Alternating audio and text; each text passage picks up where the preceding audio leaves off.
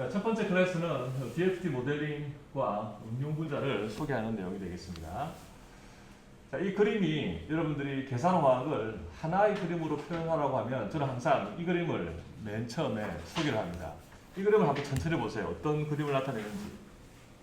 여러분들이 그래프를 볼 때 제일 먼저 봐야 될 거는 X축이 뭔지 그리고 Y축이 뭘 나타내는지를 보는 거고, 그리고 여러분들이 어디 가서 발표를 하더라도 그래프의 X축이 뭔지 Y축이 뭔지를 설명해 주는 것이 필요합니다.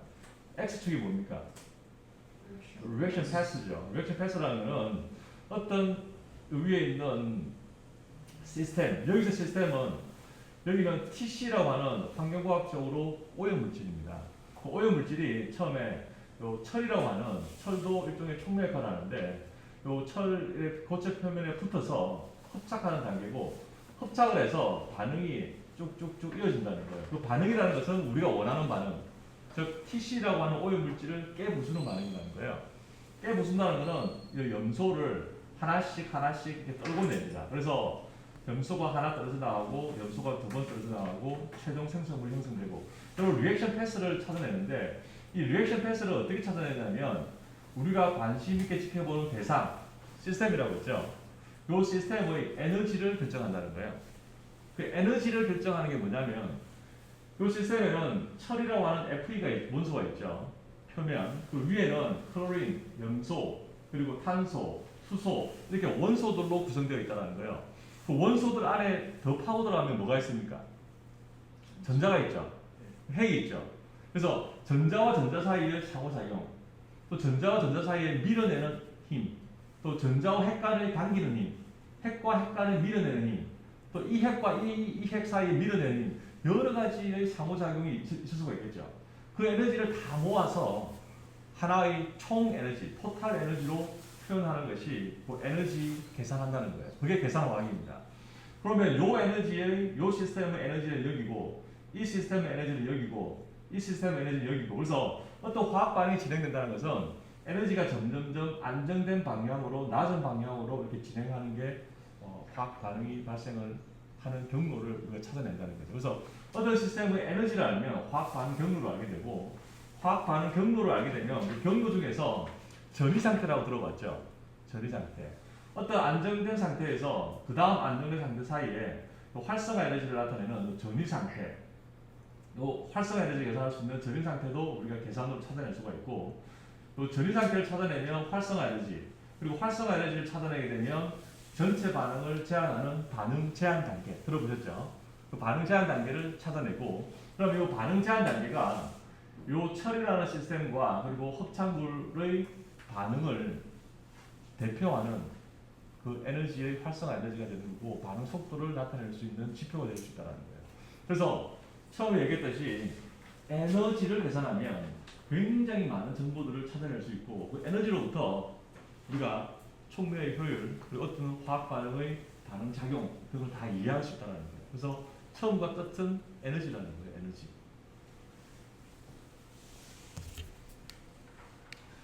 자, 우리가 실험을 통해서 특히 촉매 분야에서 DFT가 많이 쓰이는데 어떤 역할을 하냐면, 이런 굉장히 원소 기반한 이런 물질들이 많이 존재하는데, 실험을 통해서 우리가 어떤 새로운 물질을 찾아내려면 뭐 수십 가지, 수백 가지, 수천 가지 물질을 다 테스트해 보면 되겠죠. 여러분들한테 GC 같은 거, 뭐 테스트 촉매 1번부터 촉매 1000번까지 테스트를 다 해서 생성물을 다 포집을 해서 GC에 1000번 다 찔러보면 되겠죠. 할 수는 있습니다. 졸업하기 전까지 할 수 있을지는 모르겠지만 굉장히 시간이 많이 걸릴 수 있기 때문에 시행착오를 거치는 것을 최대한 트라이얼 에러를 줄일 수 있는 가장 많은 방법들 중에 계산화학을 함께 응용을 해서 전체 반응을 대표할 수 있는 간단한 지표 한 번 더 말씀드릴게요. 전체 반응을 대표할 수 있는 간단한 지표가 있습니다. 어떤 화학 반응은 단순한 반응이 아니라 굉장히 리액션 패스가 깁니다. 10단계, 20단계 거쳐가죠. 그 많은 패스웨이를 다 분석하려면 계산도 엄청나게 시간이 많이 걸리죠. 그래서 10개의 반응 패스웨이 중에서 그 반응을 대표하는 반응이 있다는 거예요. 그거를 찾아내는 것도 굉장히 중요한 연구입니다. 계산화학에서. 그 반응 지표를 우리가 디스크립트라고 하는데, 어떤 ORR은 여러분들이 나중에 하겠지만 연료전지 기술에서 나오는 반응인데 어떤 화학 반응의 전체를 대표하는 간단한 지표를 찾아내면 그 간단한 지표를 가지고 우리가 수만 가지의 물질들을 테스트해 볼 수 있고 그 테스트 결과로서 우리가 굉장히 프로미싱한 그 좋은 캔디데이트 이런 후보 물질을 찾아내고 실험과 연계해서 이런 시행착오를 현저하게 줄일 수 있는 그런 방법들을 많이 활용하고 있습니다. 그래서 특히 공과대학에서 촉매 분야 그리고 또 환경 에너지 분야에서 그 DFT 방법을 활용을 해서 실험과 연결해서 굉장히 활발하게 지금 연구하고 있는 게 현대 이런 연구의 추세라고 할 수 있습니다. 이건 간단히 넘어갈게요. 2013년도에 처음으로 컴퓨테이셔널 케미스트리에서 세 분이 노벨상을 처음으로 받게 되었습니다. 그 뒤에 파란 점들이 이게 슈퍼컴퓨터에서 나오는 불이에서 방금 얘기했듯이 에너지를 가장 중요하게 생각하는데 그 에너지를 결정하는 방법은 굉장히 많습니다. 환경공학적이든 화학적이든. 그래서 매크로한 스케일. 여러분들 환경공학과에서도 오염물질이 여기서 이쪽으로 옮겨가죠. 이동하죠. 이동하면서 농도가 확산되고 또 이송되고 농도가 변하죠. 그렇게 그런 모델도 있는 반면에 메조 스케일, 브라운 운동은 잉크를 물에 똑 떨어뜨리면 분자 운동 일어나죠. 그런 운동. 그리고 분자 단위 그리고 더 낮은 에너지 단계를 에비니쇼 단계라고 합니다. 그때는 길이는 옹스트롬인데 옹스트롬은 10의 마이너스 10성 미터입니다. 그래서 우리는 분자 간의 거리는 이제부터 옹스트롬으로 다 나타냅니다. 옹스트롬은 10의 마이너스 10성 미터입니다. 그래서 보통 분자 간의 거리가 1에서 2옹스트롬 정도 됩니다. 그래서 여러분들이 이제 오늘 보시게 될 소프트웨어의 원자 간의 간격이 다 옹스트롬으로 나온다는 걸 그런 굉장히 작은 미세 스케일의 에너지를 결정하는 시뮬레이션 툴 중에 DFT라고 하는 툴이 있습니다. 자, DFT는 여러분들이 이제 논문을 볼 때 ab initio 또는 first principle 이 두 개의 단어가 나오면 그러면 밀도 공함수 이론을 주로 나타내는 단어라고 보셔도 크게 틀리지 않습니다. 즉 원자 단위 스케일에서 모델링을 했다는 겁니다. ab initio라고 하는 것은 from the beginning, 즉 우리가 어떤 모델링을 할 때 어떤 시험적 데이터라든지 가정을 쓰지 않고 순수하게 우리가 어떤 자연의 법칙이 있죠. 뉴턴의 법칙이라든지 자연의 법칙, 서로 자연의 법칙에서부터 유도된 식을 가지고 만들어낸 모델링이 ab initio 모델링이라고 합니다. 그리고 first principle. 논문 쓸 때 first principle S를 붙여야 됩니다. 자, 그러면 현대물리학에서 우리가 예전에 맨 처음에 전자구조가 나왔을 때 핵과 전자는 어떤 모형을 그린다고 알고 있습니까? 즉 태양이 있고 태양 주위를 이렇게 우리가 지구가 뺑뺑뺑 돌듯이 이런 모형을 처음에 보어가 제안을 한 거죠. 핵이 있고 전자가 이렇게 궤도를 그리고 하나씩 돌지 않을까. 근데 그거를 출발점으로 해서 결국은 지금 어떤 개념으로 받아들이냐면 전자 밀도의 개념, 전자가 어떤 핵 주위에서 발견된 확률 밀도로서 우리가 해석을 하고 있습니다. 이런 자세한 이론들은 더 많은 시간을 가지고 공부를 해야겠지만 어쨌든 우리가 전자 밀도의 개념에서 전자가 어떤 3차원 공간에서 핵이 있으면 전자가 있겠죠. 그럼 전자가 한 개가 입자처럼 뺑글뺑글 돌아다니는 게 아니라 전자가 한 개가 존재하는데 여기 존재 확률이 50%, 여기에 존재 확률이 50% 또는 여기 존재 확률이 10% 그런 확률 밀도로서 존재를 하고 확률 밀도가 그런 전자 그룹의 형태로 표현을 한다는 거예요. 이게 이론이에요, 이론. 여러분들이 새로운 이론을 만들어 가지고 이 이론은 틀렸다고 할 수도 있습니다. 하지만 아직까지는 전 세계 사람들이 이걸 받아들이고 있습니다. 그래서 확률 밀도의 개념으로서 S 오비탈이라고 하는 것은 S 구름 형태, 구형 형태, P 오비탈, D 오비탈, 전자 구름 이런 내용도 들어갔죠. 일반 물리학에서. 그리고 전자 밀도의 개념으로서 에너지를 찾아내는 게 DFT 방법이 되겠습니다. 그래서 우리가 양자역학을 처음 시작하게 되면 슈레딩거 이퀘이션을 유도하게 되고 이 슈레딩거 이퀘이션을 좀 유도를 해서 요 해밀토니아라고 하는 것은 해밀턴 안에 운동 에너지, 포텐셜 에너지, 그다음 위치 에너지 이런 것들을 항으로 다 만들어낼 수가 있습니다. 이런 항들은 우리가 고전력학에서 나온 물리학에서 나온 그런 운동 에너지, 위치 에너지 그런 에너지들을 다 가져오는 그런 항들이고, 그래서 프사이라고 하는 것은 파동 함수입니다. 즉 어떤 전자가 하나 존재할 때 전자는 빛의 형태처럼 움직인다고 우리가 이해를 하고 있는데, 직선 운동을 하는 것이 아니라 파동의 형태로 움직인다고 우리가 이해를 하고 있고, 그 파동의 형태로 움직이면서 어떤 궤도의 형태를 가지고 있고, 이게 확률 밀도로 나타날 수 있는데, 그 파동을 나타내는 그 함수가 이 파동 함수가 되겠습니다. 그래서 이 파동 함수를 이론적으로 좀 여러분들이 다 풀면 이 슐링거 이퀘이션을 정확하게 풀 수 있는 단 하나의 시스템은 수소 원자입니다. 수소 원자는 전자가 한 개 있죠. 전자가 한 개 있을 때는 슈로딩거 방정식, 요 방정식을 통해서 노벨상도 받고 지금까지 현대 물리학의 가장 기초가 되는 그런 양자역학적 식인데, 수소만 문제를 풀 수 있다는 거예요. 딴 것들은 너무 복잡해서 풀 수가 없어요, 아직까지도.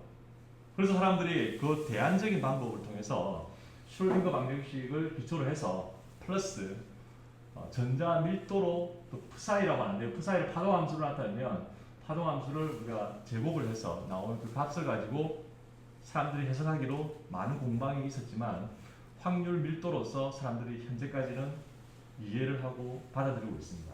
그렇게 해서 확률 밀도의 개념으로서 전자 밀도가 쓰일 수 있고, 그게 에너지 값으로 전환이 된다는 것이 DFT의 가장 기본 내용이 되겠습니다. 이 내용에 대해서는 여기서 더 이상 계속 얘기하지는 않고, 필요하시면 제 유튜브 강의도 있고 학교에서 했던 강의들 내용들도 있고, 또 더 공부를 개인적으로 하시면 되겠습니다. 자, 그리고 DFT 리딩 리서치는 DFT 계산을 가지고 할 수 있는 내용들이 많이 있지만, 그 중에서 대표적인 것은 첫 번째로는 굉장히 자세한 메커니즘을 해석을 할 수 있는 것이 굉장히 파워풀하고, 이거는 실험적으로 해석할 수 없는 메커니즘 해석을 할 수가 있고, 그리고 두 번째로는 아까 말한 것처럼 어떤 반응을 나타내는 간단한 지표가 있습니다. 그 지표를 찾아내면 디스크리프트라고 하는데, 그 지표로서 여러 가지 물질을 스크리닝할 수 있다는 거예요. 그래서 수천 가지, 수만 가지를 스크리닝해서 굉장히 포텐셜이 있는 그런 후보 물질을 찾아낼 수 있는 것이 DFT의 큰 두 가지 쓰임이라고 할 수가 있습니다. 그래서 지금부터 말씀드릴 내용은 간단하게 보시고, 이건 제가 박사과정 때 했던 내용인데 상당히 오래전이긴 한데 그래도 요즘도 많이 이렇게 쓸 수가 있습니다. 간단하게 소개를 해드릴게요. 환경화학과에서 이렇게 PC, TC, DC라는 오염 물질이 있는데, 오염 물질이 깨지게 됩니다. 그러니까 사람들이 매크로한 스케일의 모델링을 하게 되는데, 즉 매크로한 스케일이라는 것은 오염 물질이 여기서 여기로 얼마만큼 빨리 이동하는지, 또 얼마만큼 빨리 분해야 되는지, 근데 그런 거를 모델링하기 위해서는 반응 상수가 필요합니다. 반응 속도 상수, reaction rate constant, K. 그것을 실험 그룹에서 막 찾아내는데, 미국에서 굉장히 유명한 두 그룹이 있는데, 그 두 그룹이 10년 넘게 완전히 반대되는 결과를 내는 거예요. 어떤 그룹에서는 PC가 제일 빨리 분해된다라고, 어떤 그룹에서는 DC가 제일 빨리 분해된다라고 논문을 계속 양쪽에서 내는 거예요. 그래서 그럼 우리가 한번 해보자. 우리가 해서 순수한 다른 불순물을 다 제거한 상태, 양자역학 계산이 가능한 거는 우리가 다 컨트롤할 수 있잖아요. 그 상태에서 계산을 해보자 해서 연구 동기가 되어서 계산을 한 겁니다. 그래서 이거는 한번 여러분 책에 있으니까 보시면 되고, 나온 논문도 있으니까 관심 있으시면 보시면 되고, 그림만 보시면 이런 시스템을 이제 여러분들이 만들 거예요. 이런 시스템을 만들어서 여러분들이 모델링을 할 거예요. 이게 좀 재밌어 보이죠? 여러분들도 바로 만들 수가 있습니다. 이렇게 모형을 만들고, 이 모형을 기본으로 만들고 나서 에너지를 계산하면 된다라는 거예요. 그래서 이것들은 이게 촉매가 있을 때 실제로 합창물이 붙게 되면 이렇게 V자 형태로 바뀌게 되는데, 이게 실험 결과도 굉장히 재현성이 좋은 그런 결과가 되겠습니다. 이렇게 협착을 하고 그 다음에 분해가 되는 그런 단계들을 다 분석을 한다는 거죠. 그럼 왜 협착이 잘 되는지를 이런 전자구조 분석을 통해서 알 수가 있어요. 우리가 환경학과에서 좋은 어떤 오염물질 분해 능을 가진 물질을 찾아내면 제일 좋죠. 블랙박스에 뭔지 모르겠지만 넣으니까 깨끗하게 잘 나오더라 라고 하면 제일 좋을 수도 있지만, 더 연구의 발전이라든지 새로운 물질을 또 찾아내기 위한 조건으로서는 왜 그런지를 알아야 됩니다. 왜 분해가 잘 되는지, 어떤 요인에 의해서 분해가 잘 되는지를 알면 그 요인을 강화시킬 수 있는 어떤 새로운 물질을 더 잘 찾아낼 수가 있다는 거예요. 그래서 그 왜라고 하는 부분들이 이런 전자구조를 해석함으로써 더 수월하게 이해를 할 수가 있습니다. 그래서 그 리액션 패스웨이 쭉쭉쭉 분석을 해서 모든 걸 다 분석을 하고, 그리고 또 아까 말한 활성 에너지를 다 계산을 해서, 그리고 리액션 패스웨이를 다 찾아내고, 이런 리액션 패스를 다 찾아내면 궁극적으로 이런 리액션 레이트 컨스탄트를, 반응 속도 상수를 계산할 수가 있어요.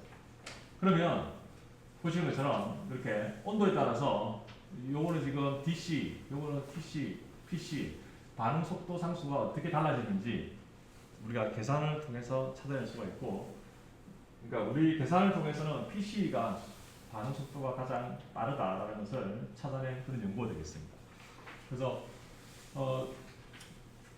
제가 박사과정 오래전에는 그런 환경공학적 적용을 했고, 우리가 환경 리서치라든지 에너지 리서치가 다른 것처럼 보이고, 여러분들이 실험을 하려면 완전히 다른 세팅이잖아요. 맞죠? 환경 오염 물질 분석 세팅하다가 여러분들 보고 갑자기 이산화탄소 환원 하나 세팅을 하라고 하면 난감하잖아요. 졸업 못 하잖아요. 근데 양자역학 계산은 똑같아요. 그대로. 앞에서는 철이었죠, 철에다가 오염 물질을 올려놨습니다. 근데 에너지를 생산해내는 연구에서는 똑같이 촉매로 많이 쓰는 게 백금입니다. 백금, 뭐 구리도 될 수 있고, 거기다가 에너지를 만들어내는 분자를 올리기만 올리면 된다는 거예요. 제가 주로 요즘 많이 하고 있는 것은 이런 이산화탄소가 오염 물질이죠. 오염 물질을 포집하면서 오염 물질을 우리가 쓸 수 있는 에너지로 전환을 시키는데, 촉매를 우리가 디자인을 잘하면 어떤 구조의 특정한 촉매, 실험적으로 밝혀내지는 않았지만 특정한 구조의 촉매를 잘 찾아내면 전환이 효율적으로 잘 되더라라는 것을 실험팀한테 제안을 할 수가 있다는 거예요. 그런 연구들을 합니다. 이건 좀 보세요. 이런 것들 그냥 이런 구조를 찾아내고 이런 메커니즘 분석을 하고, 그래서 뭐 됐다는 거. 또 다양한 뭐 이런 연구 주제들은 참고로 한번 보시면 되고, 요거는 한정수 교수님하고 같이 실험팀하고 지열이도 있네. 지열이가 실험을 했죠. 한정수 교수님하고 같이. 저하고 DFT 계산하고 또 환경과학적으로 적용을 할 때 이런 FES라고 메케나믹스라고 하는 이런 광물에서 비소가 환원되고 하는 그런 메커니즘들을 해석을 하는 연구가 되겠습니다. 그리고 순수하게 이렇게 DFT만으로 리액션 패스를 분석할 수도 있고요. 네.